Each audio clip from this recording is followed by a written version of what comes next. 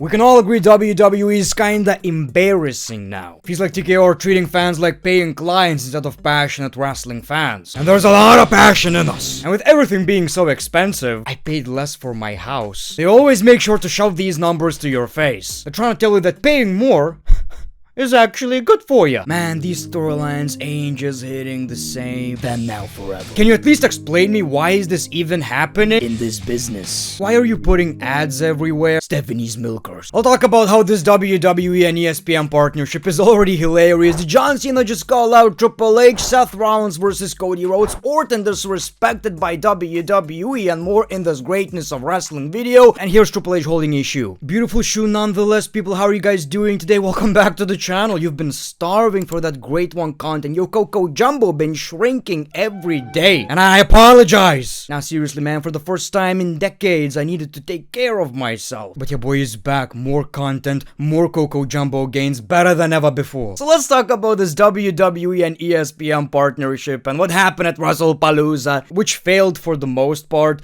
Here's how I look at WWE. Y'all know I'm very good / horrible with analogies. When Vince was around, it was like eating McDonald's. Very easy to consume product, but we got used to it. We didn't know we had it bad. We just got used to it. Then Triple H takes over. All of a sudden we're getting chicken breasts. Opa. We're getting apples. We're eating good. Охуенный. Big evil TKO takes over, and they take away my breasts. And I love breasts. They put us back on the same McDonald's diet, except it's a lot more expensive. That was the best, worst analogy I've ever made. Fans criticized Wrestlepalooza because I feel like for the most part, it's like GM mode in WWE games. You gotta nail it with the first match and the last match because that's exactly what people are going to be talking about. Even Stephanie Vaquer versus Io Sky is not gonna save the entire premium live event. They put more focus on telling you how great this is going to be. And let me make that clear, ladies and gentlemen, I feel no joy of talking shit about WWE because at the end of the day, I want to enjoy the product. It's easy to sit down and shit all over it, but at the end of the day, I want to make videos about something I love, or at least used to love. Well, it depends. So ESPN, right, which is partnered with the WWE, like WWE is on ESPN, you get that? Well, they made a review. WWE Wrestlepalooza final grade, C. Not good. Not very good. You know, this was supposed to be groundbreaking. The excellent Vaquer vs. Sky match saved this show from being truly average. It was a phenomenal display inside the squared circle. Everything else was either underwhelming, the short Rhodes-McIntyre match, or set up for a future match, Lesnar dominating Cena. For a card that promised to have epic moments, it fell a little short of expectations. And let me remind you, who's talking? It's Mr. ESPN, yes? Mr. ESPN himself said, yeah, you brought this premium live event to our programming, whatever you want to call it, and it was kinda mid. Yeah, try more. So, the WWE respond? Well, not necessarily, but I expect these reviews to be ending very, very shortly. Sources told WrestleVotes Radio that several people in WWE were surprised and confused by ESPN grade for Wrestlepalooza. Many people in WWE thought it was a similar quality show to its other PLEs and didn't understand why ESPN would want the online stigma that comes with that kind of review for its debut on the on the network. Yeah, I'm still thinking about the WWE network. I miss you, boy. Oh, that is absolutely hilarious, people. That is absolutely hilarious. Now, as a fan, I appreciate the honesty. Oh my god. I wasn't familiar with your game. Not only you can milk so much money from people, but you can also make such honest reviews. I respect that shit. So good job, Mr. ESPN. But let's say I'm Mr. WWE, except I'm not shitting on people's faces and stuff like that. You know, I wouldn't do that. But I'm Mr. WWE, right? And I'm like, we just got this agreement. We're having a partnership. Why would you shit all over our product? What's the point? So I kinda agree where WWE possibly are coming from. Like, it's pretty obvious you probably wouldn't want this kind of review.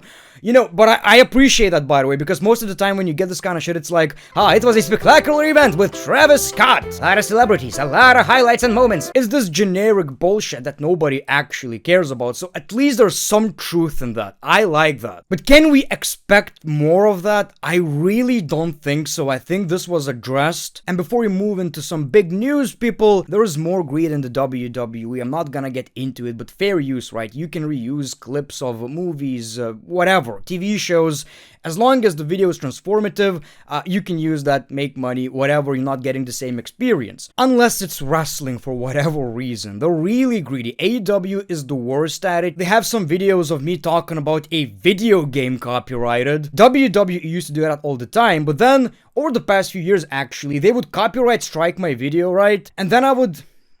I don't know how to say it in English. I would basically fight it, right?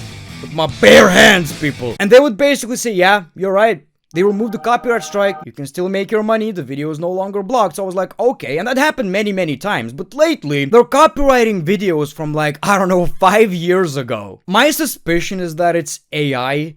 And they're trying to squeeze every single dollar from everywhere. Even if the videos I've just got copyrighted are making like...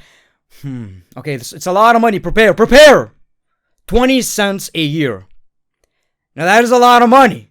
That is a lot of money, people. I know this is not something most of you will find, interesting. Let's move on. Y'all know why John Cena lost? Well, apparently, according to Wrestling Observer, he wanted to put people over, and that includes Brock Lesnar. And people, this is a hot-ass take. I didn't have a problem with John Cena losing. I didn't care. I just thought the match sucked. It was the most basic 2018 Brock Lesnar match. A couple of suplexes, and a 5 here and there, and we move. I'm not gonna advocate violence, but that's exactly what I'm gonna do. If you wanted to tell the story of John Cena being destroyed, blood, people, blood.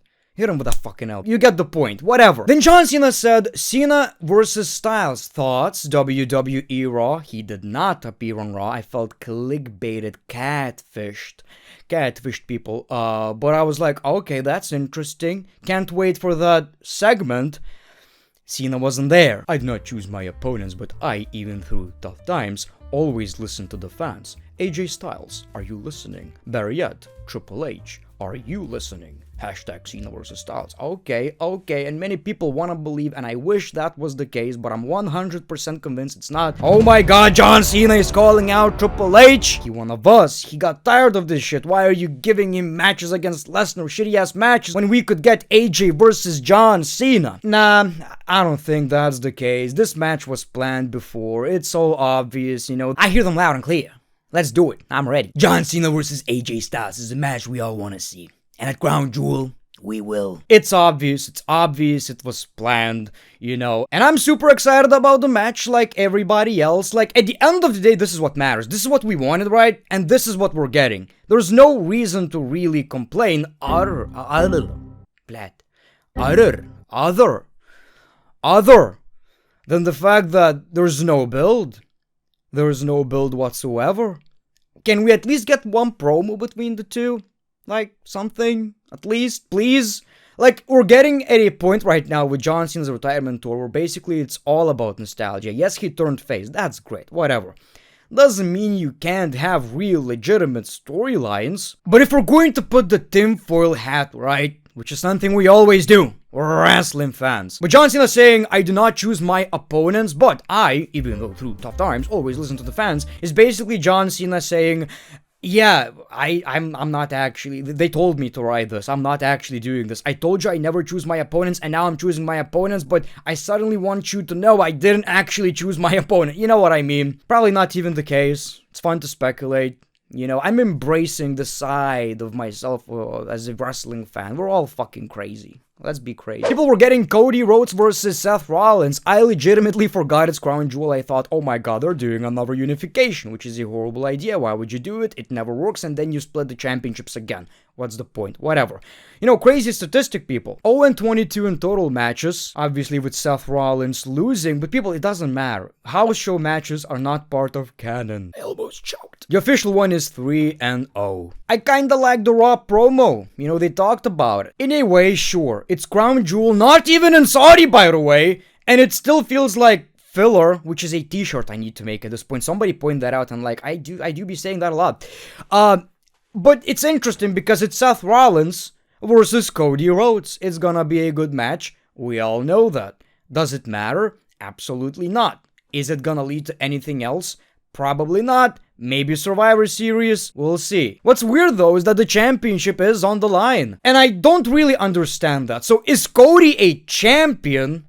Like, crown jewel, big ass booty, Bailey ass... big championship, right? Or the championship is vacated again. Can somebody explain me that? And at the end of the day, why is it even a thing? It doesn't matter. You're not gonna mention that shit anytime anyway. To me, it feels like WWE are telling Saudi, no, we're doing these matches everywhere. It's not just this, filler shit in Saudi that we forget about. We're doing this everywhere. Let me know in the comments below. Are you excited? There's a post of people claiming Randy Orton got disrespected. He wasn't on all of these shows listed right here, and his wife said you ain't wrong. Well, yeah, objectively, he wasn't on these shows, which is kind of crazy. And I remember looking at some of these and I was like, why is Randy Orton not there? I do remember feeling that. In a way, I feel like Randy Orton is a lot bigger than WWE realizes, especially internationally. Like, people, I'm a European. You may feel like I sound crazy. A lot of more people know who Randy Orton is than they know who Roman Reigns is. I'm just saying, Orton be huge. Now, I don't think that's something WWE did intentionally. Triple H and Randy Orton are good, I'm pretty sure. I would like to hear what Randy Orton himself has to say about that. I feel like Randy is still great, still popular, in an amazing shape, and he doesn't really need to be only in this position where he's just kinda there and loses every rivalry. Where basically he only gives value with his name value, right? Like, you put him in a match, you beat Randy Orton, you're a big deal. Nah, he's still Randy fucking Orton, people. And somebody disrespects Randy Orton, I'ma start swinging. Boy. To end this video, I just want to say this. I hope something good is happening very soon. Raw was okay. I do not feel any pleasure when it comes to talking about current bad things happening in the WWE. I do find pleasure revisiting the bad shit. It's fun. But when you kinda know that, okay, it's 2025, this shit sucks right now. I don't know, I don't look at it just as content, because obviously negativity attracts viewers and shit. But people, what else gets views and people excited and us actually enjoying the product? When something really good happens. Give me good stories. Thank you for watching.